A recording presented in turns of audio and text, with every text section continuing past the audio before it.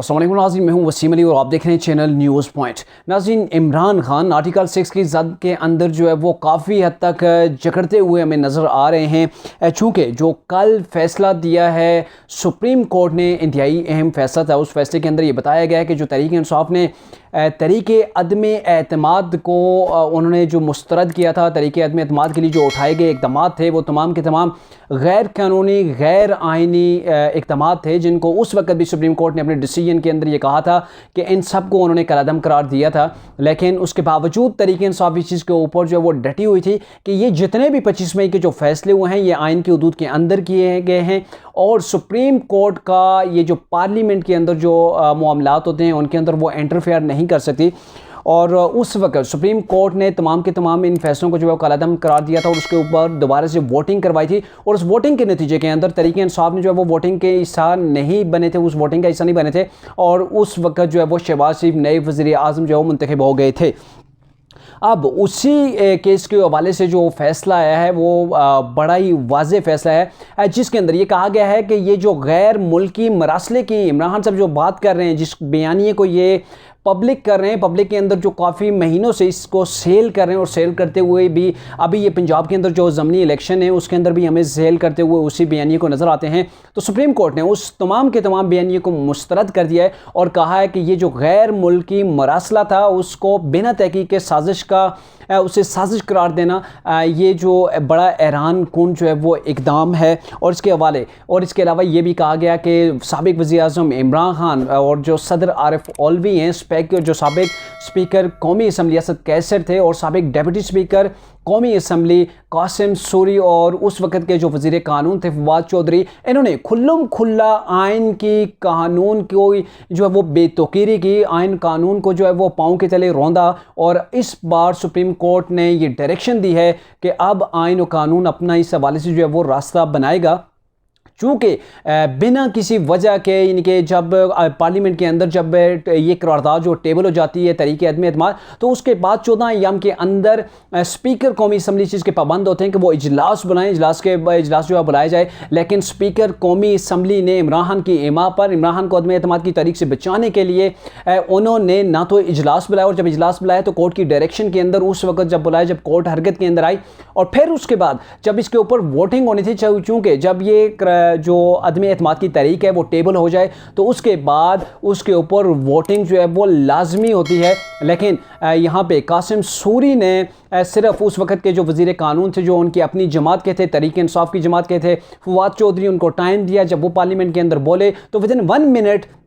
जैसे ही वो उन्होंने अपनी टॉक जो है वो ख़त्म की, उसके बाद फ़ौरन कासिम सूरी ने ये कहा कि हमें इस चीज़ के मुकम्मल जो है वो ये सबूत मिले हैं जो कि वज़ीर कानून ने जैसे कि बताया कि गैर मुल्की जो है वो साजिश थी, रजीम जो है वो चेंज की गई, जिसके नतीजे के अंदर हम इस चीज़ को किसी तौर पर भी एक्सेप्ट नहीं करते और मैं इस जो ये तहरीक है ये अदम एतमाद की, इसको मुस्तरद करता हूँ। यानी कि ना तो कोई कमीशन बनाया गया, ना ही अदालत ने इसके हवाले से कोई फ़ैसला दिया कि वाकई में कहीं पर जो है वो इस किस्म की मुदाखलत हुई है या रजीम चेंज जो है वो की गई है। ना तो सुप्रीम कोर्ट ने, ना ही जो उस वक्त जो इजलास बुलाया गया था नेशनल सिक्योरिटी का, उन्होंने इसके हवाले से कुछ कहा, ना ही पार्लियामेंट के अंदर इस चीज़ के ऊपर जो वो कुछ डिबेट हुई और डायरेक्टली बिना किसी तहकीक के, बिना जो है वो किसी सबूत के उन्होंने डायरेक्टली ये डिक्लेयर कर दिया कि आपने ये जो तहरीक लाई है ये रजीम चेंज गैर मुल्की जो है वो मरासला जो था उसका ये नतीजा है। तो उसके हवाले से सुप्रीम कोर्ट ने ये कह दिया है कि ये तमाम का तमाम उस वक्त जो आइन के साथ खिलवाड़ हुआ, जैसे कि इमरान खान ने फौरी तौर पर असम्बलियों को तहलील कर दिया, ये भी गैर आइनी, गैर कानूनी था।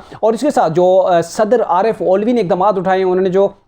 उस रेफरेंस के ऊपर साइन किए और फिर इलेक्शन कमीशन को खतूत लिखे, अपोजिशन लीडर को खतूत लिखे कि आप नए वज़ीर आज़म का इंतखाब के लिए जो है वो नाम जो है वो पेश करें। तो ये तमाम की तमाम चीज़ें जो है वो गैर आइनी, गैर कानूनी थी। और इसी के हवाले से आप सुप्रीम कोर्ट ने ये जो है वो इजाफी नोट के अंदर एक जज साहब ने लिखा है कि इसके हवाले से अगर आर्टिकल 6 की कार्रवाई हुकूमत करना चाहे तो कर सकती है। यानी कि गवर्नमेंट को उन्होंने एक रास्ता प्रोवाइड कर दिया है कि आप ये रास्ता जो है वो इख्तियार कर सकते हैं। और इसके अंदर ये बड़ा वाज़ेह तौर पर कहा गया है, चूँकि जब कोई भी आइन को लपेटने की कोशिश करता है, आइन को अपने पाँव के नीचे जो है वो रोनने की कोशिश करता है, क्योंकि यहाँ पर भी सुप्रीम कोर्ट ने ये वाज़ेह तौर पर कहा है कि डिप्टी स्पीकर ने जो रूलिंग पेश की वो उन आइन और कानून के सरी जो है वो खिलाफ थी, और सिर्फ इसके अंदर इमरान खान को जो है प्रोटेक्ट करने के लिए उन्होंने इतना बड़ा इकदाम उठाया और पूरे के पूरे आइन को ही उन्होंने जो है वो पाँव के तले जो है वो रौंद डाला। अब इमरान खान का जो ये बयानिया था हर तरफ से पिट रहा है, पहले नेशनल असम्बली से, अवाम के अंदर से भी, और अब सुप्रीम कोर्ट से। इमरान खान ने पहले भी कहा था कि सुप्रीम कोर्ट इसके हवाले से एक कमीशन बनाए, और अभी जो ये सुप्रीम कोर्ट का जो फैसला आया है, और उसके बाद इमरान खान अब जो है वो पहले से ज़्यादा जो है वो रोते हुए नज़र आ रहे हैं। कल उन्होंने कहा कि ये सुप्रीम कोर्ट ने जो फैसला किया इससे मुझे बड़ा दुख हुआ है, मैं क्या कर सकता था, मैंने तो इस चीज़ को पार्लियामेंट के अंदर उठाया, मैंने नेशनल सिक्योरिटी का इजलास बुलाया, अवाम को बताया, लेकिन यहाँ पर सवाल यह है कि आपने 1 महीना से ज़्यादा, जब आपको पता था, आपके पास मुरासला मौजूद था, आपने उसे पब्लिक नहीं किया, ना ही किसी फॉर्म के ऊपर आपने उसके हवाले से कोई टॉक की। 1 महीने बाद जाकर जब अदमे एतमाद की जो तहरीक टेबल हो चुकी है, उसके बाद आपको कैसे ये चीज़ याद आ सकती है? तो ये वो पॉइंट हैं जिनको मद्देनज़र रखते हुए सुप्रीम कोर्ट ने तहरीक इंसाफ के उस वक्त के तमाम जो इकदाम थे उनको, जो 25 मई के, उनको गैर आइनी, गैर कानूनी करार दिया है। और अभी ये जो आइन की शिकों की जो वो बेहरमती की गई है, या आइन की शिकों से जो वो इनराफ किया गया, उन्हें पसे पर्दा जो है वो डालने की कोशिश की गई है। तो उस तनाज़र के अंदर आज जो गवर्नमेंट है उनकी काबीना का इजलास था, और मे भी यहाँ काबीना के पास इस चीज़ का इख्तियार है कि वो रेफरेंस इसके हवाले से वो फाइल करते हैं या नहीं, क्योंकि अगर रेफरेंस फाइल किया गया तो इमरान खान के ऊपर जो है वो गद्दारी का मुकदमा जो है वो चल सकता है। और न सिर्फ इमरान खान, बल्कि इमरान खान, सदर आरिफ मौलवी, और उसके अलावा स्पीकर, साबका स्पीकर कौमी असम्बली, डिप्टी स्पीकर कौमी असम्बली, और उनके साथ वज़ीर कानून भी इस चीज़ की लपेट के अंदर आएंगे। अब अगर देखा जाए तो इमरान खान चारों इतराफ़ से जो है वो गिर चुके हैं, सियासत की जो है वो अंधी गली के अंदर उन्हें जो है वो धकेल दिया गया, क्योंकि एक तरफ तो ये केस है सुप्रीम कोर्ट के अंदर, और दूसरी जानब अगर देखा जाए तो इलेक्शन कमीशन का जो फॉरेन फंडिंग केस है तहरीक इंसाफ का, उसके अंदर भी तहरीक इंसाफ जो बुरी तरह फंस चुकी है।